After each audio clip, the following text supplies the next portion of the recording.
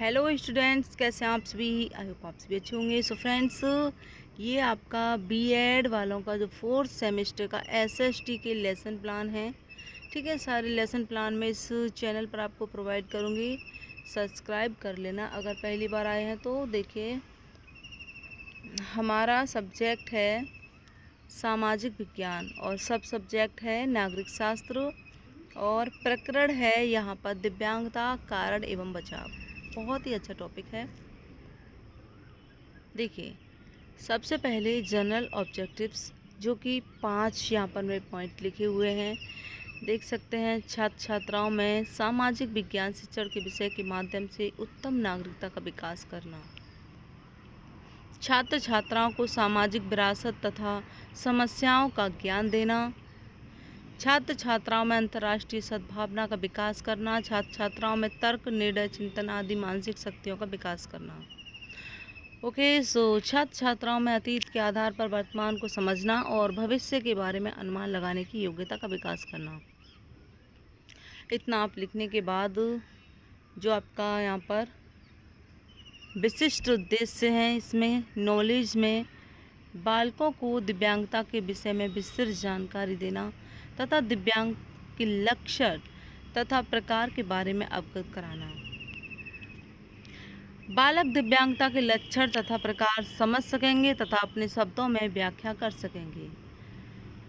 और यहाँ पर अनुप्रयोग में छात्र दिव्यांगता के लक्षण व कारण को जानकर सामाजिक रूप से साझा कर सकेंगे, यानी कि उसके बारे में थोड़ा जानकारी है वो बता सकेंगे। और यहाँ पर स्किल्स में छात्र दिव्यांगता को समझकर समाज ऐसे लोगों की सहायता करेंगे, यानी कि समाज के या समाज में, ठीक है, यहाँ पर समाज के या समाज में ऐसे लोगों की सहायता करेंगे, ठीक है, और इससे बचने के उपाय भी बता सकेंगे।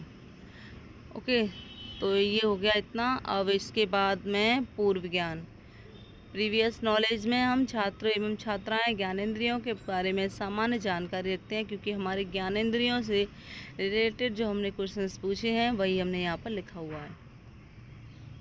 टीचिंग एड्स में दिव्यांगजनों को दर्शाता हुआ चार्ट। ओके, इस चार्ट हमने यहाँ पर बनाया था और तथा द्वारा प्राप्त की गई उपलब्धियाँ, यानी कि उनके द्वारा प्राप्त की गई उपलब्धियाँ।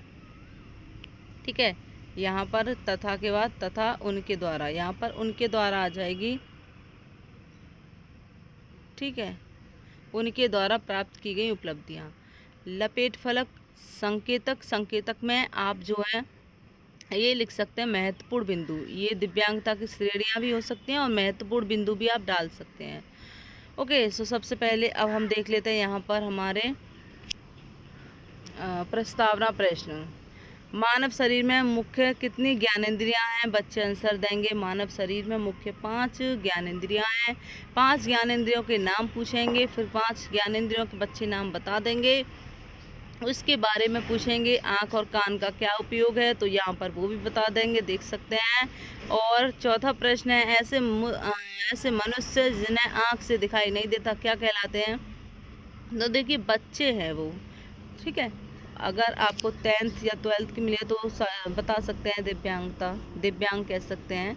ठीक है, और छोटे बच्चे हैं तो फिर देखिए वो कुछ भी बता सकते हैं।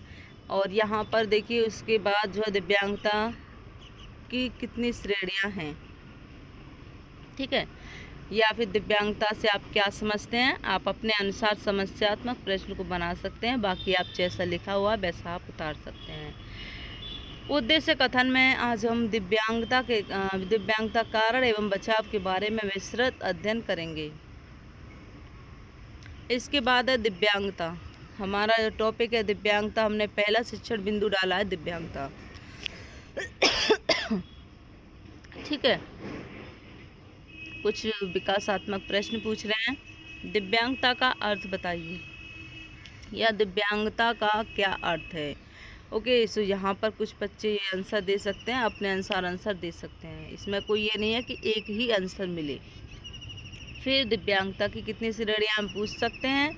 ठीक है, तो इसमें ये बता देंगे, नहीं बता पाएंगे तो हम यहाँ पर अगर वो थोड़ा बहुत भी बता देंगे तो उसके बाद भी हमारा यहाँ पर अस्पष्ट उत्तर आ जाएगा। फिर छात्रा अध्यापिका कथन करेंगी, उनके बाद वो बताएंगी और छात्र छात्राएं ध्यानपूर्वक सुनेंगे। तो देखिए आप जैसा है वैसा उतार सकते हैं, ठीक है। और यहाँ पर ब्लैक बोर्ड वर्क में आप दिव्यांगता की श्रेणियों को दर्शा सकते हैं।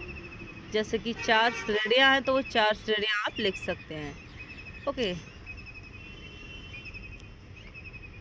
फिर बोधात्मक प्रश्न है, बोधात्मक प्रश्न में आप लिख सकते हैं दिव्यांगता की कितनी श्रेणियाँ हैं, क्योंकि आपने जब श्रेणियाँ समझाया है तो श्रेणियाँ बता सकते हैं। 4 श्रेणियाँ हैं।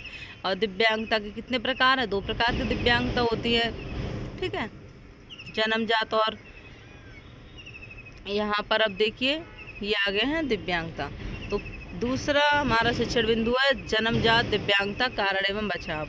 तो ये आप जैसा लिखा हुआ है वैसा आप उतार सकते हैं। देखिए मैंने आपको ये पूरा यहाँ पर आप इसकी स्क्रीनशॉट ले सकते हैं। और यहाँ पर ब्लैक बोर्ड वर्क मैंने यहाँ पर आप दर्शा सकते हैं, ये जो लिखा हुआ है इसे लिख सकते हैं, जैसा है वैसा आप लिख लीजिएगा, ओके। तो ये हो गया आपका। अब हम यहाँ पर आपको दिव्यांगता के यानी कि जन्म के बाद दिव्यांगता, तो उसमें आप लिख सकते हैं। आई होप आप सभी को क्लियर ये दिखेगा। देखिए जिन्हें आँखों से बिल्कुल दिखाई नहीं देता, कौन सी अक्षमता उसके अंदर होती है, बच्चे बता देंगे दृष्टिबाधिता, ठीक है। तो यहाँ पर जन्म के बाद दिव्यांगता की 4 श्रेणियाँ हमने यहाँ पर आपको लिखी हुई है, तो आप जैसा वैसा उतार सकते हैं। बाकी लेकिन आपको इतना नहीं पढ़ना होगा, आपको बहुत ज़्यादा आपको पढ़ना होगा जब आप बच्चों को पढ़ाएंगे। ये तो लिखने के लिए है कि हाँ आपको इतना लिखना है, ठीक, लेकिन आपको पढ़ना ज़्यादा पड़ेगा, तभी जो आप बच्चों को पढ़ा सकेंगे। इतना तो ये तो आप लोग रटना नहीं, जब आप पढ़ाने जाएं तो उस समय रटना नहीं कि आपने ये उतार लिया तो यही रट लें, आप जानना इसके बारे में, ठीक है। बोधात्मक प्रश्न है। अब हमारा 4th शिक्षण बिंदु है दिव्यांगजनों को दी जाने वाली सुविधाओं तथा उनके द्वारा किए गए कार्य। तो ये चार्ट हमारे द्वारा बनाया गया था, ठीक है। तो आप इस तरह का चार्ट बना सकते हैं और बच्चों को दिखा सकते हैं, और इनके बारे में बच्चों को जानकारी भी मिलेगी कि कौन है ये, ठीक है। तो आप इसका भी स्क्रीनशॉट ले सकते हैं। नहीं दिख रहा हो तो देखिए मैं इस तरह से आपको दिखा देती हूँ।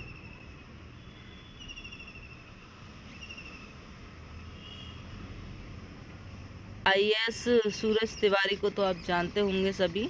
अगर आप अब यहाँ पर देखिए ये है हमारा, हमने चुना है यहाँ पर मूल्यांकन प्रश्न, ठीक है। आप पुनरावृत्ति भी कर सकते हैं।